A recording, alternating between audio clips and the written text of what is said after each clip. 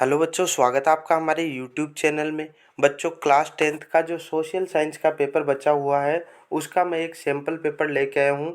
इसको मैं सॉल्यूशन के साथ पूरा करवाने वाला हूँ, तो वीडियो को बिना स्किप किए लास्ट तक देखते रहे।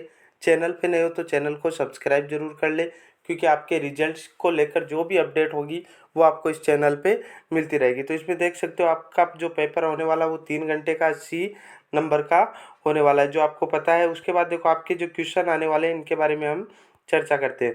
तो इसमें देखो आपका जो फर्स्ट क्वेश्चन आएगा, इसमें आपके हिस्ट्री के क्वेश्चन होने वाले हैं। मतलब जो ए पार्ट जो होगा आपका फर्स्ट पार्ट, इसमें आपके हिस्ट्री के क्वेश्चन होंगे। तो सबसे पहले आपके ऑब्जेक्टिव टाइप क्वेश्चन है।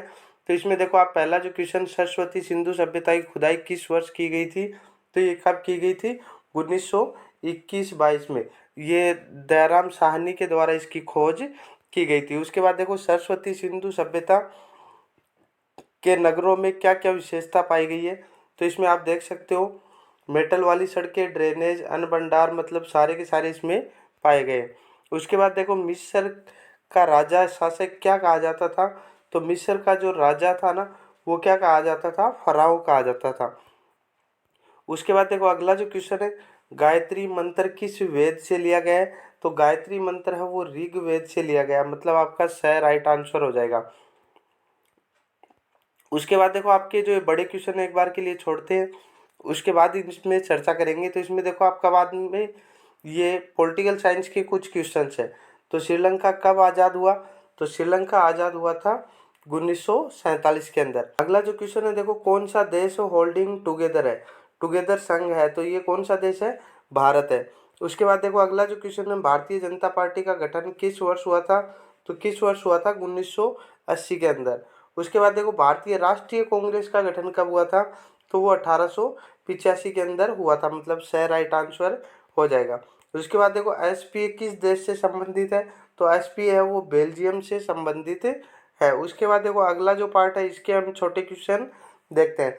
तो इसमें देखो लो एस के निम्न में से किस प्रकार का संसाधन है? तो ये गैर नवीकरणीय संसाधन है। उसके बाद देखो सरदार सरोवर बांध है वो किस नदी पर स्थित है? तो वो नर्मदा नदी पर स्थित है। उसके बाद देखो गोल्डन फाइबर, हिंदी में बोले तो सुनहरा रेशा। सुनहरा रेशा किसको कहते हैं? हम जूट को कहते हैं।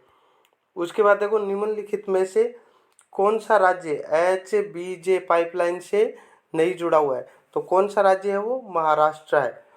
उसके बाद देखो आगे वाले जो क्वेश्चन आपके इकोनॉमिक्स के, तो इसमें हम देखते हैं। देखो यहाँ पे थोड़ा सा मिसप्रिंट है, ये 15 नहीं 21वां क्वेश्चन आपका है ना।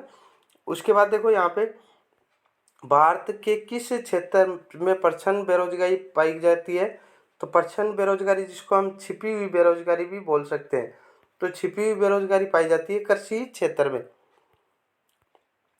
अगला देखो भारत का केंद्रीय बैंक है, तो केंद्रीय बैंक कौन सा है आपका? आरबीआई।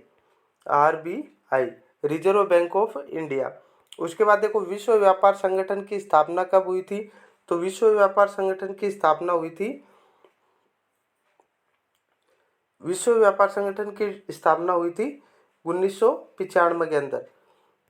तो इस तरह से देखो ये छोटे क्वेश्चन है वो आपके कंप्लीट हो चुके हैं। अब जो बड़े क्वेश्चन है इनके बारे में हम चर्चा करते हैं। तो स्टार्टिंग में हम जहाँ से हिस्ट्री के क्वेश्चन है तो वहाँ से हम चर्चा करते हैं। उसमें हमने छोटे क्वेश्चन देख लिए थे, और बड़े जो क्वेश्चन है इनके बारे में हम चर्चा करते हैं। तो इसमें देखो आपका जो फर्स्ट क्वेश्चन है,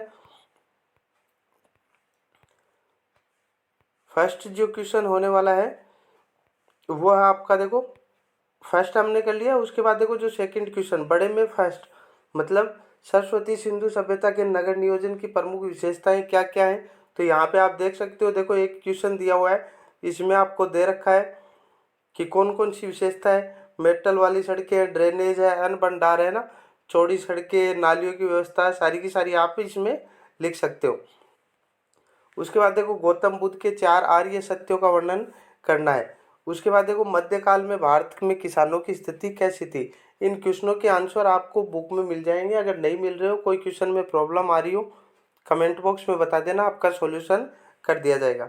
इसके बाद देखो ईसाई धर्म और इस्लाम में क्या समानता है, इसके बारे में आपको लिखना है। उसके बाद देखो अगला जो क्वेश्चन है, भारत पर साम्राज्यवाद के सकारात्मक और नकारात्मक प्रभावों का उल्लेख करना है। 5 नंबर का ये क्वेश्चन है, इसमें अथवा में दिया हुआ है, चाहे तो आप ये कर सकते हो या ये कर सकते हो। सरस्वती सिंधु सभ्यता के पतन के कारणों को विस्तार से समझाइए। उसके बाद देखो भारत में के दिए हुए रूपरेखा मानचित्र में निम्नलिखित स्थानों को दर्शाना है। मतलब भारत के मानचित्र में इसको दर्शाना है, हड़प्पा को, तराइन को और झांसी को। उसके बाद देखो पॉलिटिकल के जो छोटे क्वेश्चन थे वो हमने कर लिए हैं।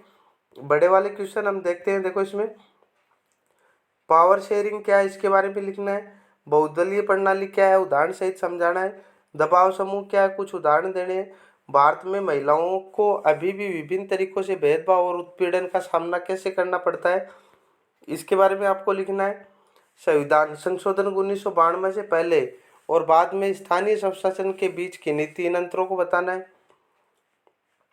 आधुनिक लोकतंत्र में सत्ता की साझेदारी के विभिन्न रूप क्या है इसके बारे में आपको बताना है। उसके बाद देखो अथवा में दूसरा क्वेश्चन है, एक राजनीतिक दल क्या है, राजनीतिक दलों के सामने आने वाली चुनौतियों की व्याख्या करनी है। उसके बाद देखो ज्योग्राफी के कुछ क्वेश्चन हैं बड़े वाले, इनको हम देखते हैं। तो इसमें देखो धात्विक और अधात्विक खनिजों में अंतर स्पष्ट करना है, रबी की फसल और खरीफ की फसल में अंतर स्पष्ट करना है, बहुउद्देशीय नदी घाटी परियोजनाओं के क्या नुकसान है, वर्णन करना है कि समुदायों ने भारत में वनों व वन्य जीव को कैसे संरक्षित और सुरक्षित किया है। अथवा में दूसरा क्वेश्चन और दिया हुआ है इसमें, भारत में चावल के उत्पादन के लिए आवश्यक भौगोलिक और जलवायु दशाओं की व्याख्या करनी है। उसके बाद देखो भारत के राजनीतिक मानचित्र में आपको भरना है, एक तो भांगड़ा नांगल बांध है, कोचीन बंदरगाह है, भिलाई लोहा और इस्पात संयंत्र है और काली मिट्टी का एक राज्य भरना है। उसके बाद देखो इकोनॉमिक्स के बड़े क्वेश्चन है, इसमें देखो मानव विकास सूचकांक क्या है, एसडीआई के मूल घटक लिखने हैं, प्रच्छन्न बेरोजगारी को उदाहरण सहित परिभाषित करना है, क्रेडिट औपचारिक व अनौपचारिक स्रोतों के बीच अंतर करना है। उसके बाद देखो वैश्वीकरण को परिभाषित करना है, भारत पर इसके अच्छे प्रभाव क्या है। अगला जो क्वेश्चन है उपभोक्ता संरक्षण अधिनियम 1986 के अधीन उपभोक्ताओं के अधिकारों की व्याख्या करनी है, दो में से आपको एक करना है। तो इस तरह से आपका ये पेपर आने वाला है जिसमें टोटल 25 क्वेश्चन होने वाले। छोटे वाले क्वेश्चनों के बारे में हमने चर्चा कर ली है, बड़े वाले क्वेश्चनों में अगर कोई प्रॉब्लम आ रही है तो कमेंट बॉक्स में बता देना, उनका भी समाधान कर दिया जाएगा। तो सभी स्टूडेंट्स को एग्ज़ाम के लिए best of luck. Thank you.